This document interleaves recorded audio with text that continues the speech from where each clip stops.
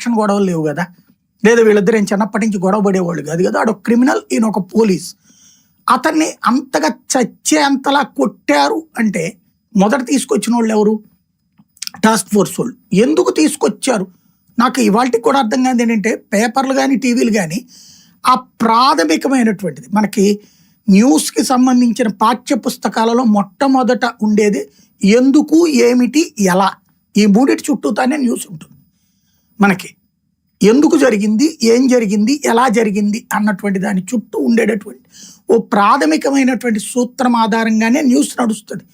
ఇది ప్రతి ఒక్కళ్ళు వేసుకోవాల్సినటువంటి ప్రశ్న జర్నలిస్టు. ఇందులో నాగరాజు గారు తీసుకురాలేదు, అతన్ని టాస్క్ ఫోర్స్ వాళ్ళు తీసుకొచ్చారు. నెంబర్ 1, ఎందుకు తీసుకొచ్చారు, ఏ కేసులు, ఈ రోజు వరకు ఎవడూ రాయట్లా.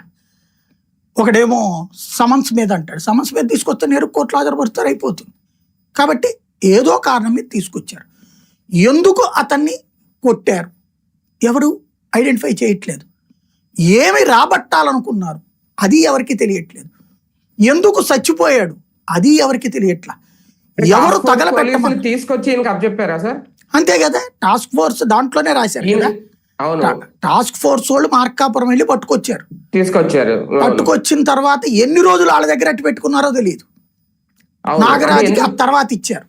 మరి ఇప్పుడు ఎందుకు తీసుకొచ్చారని చెప్పాలని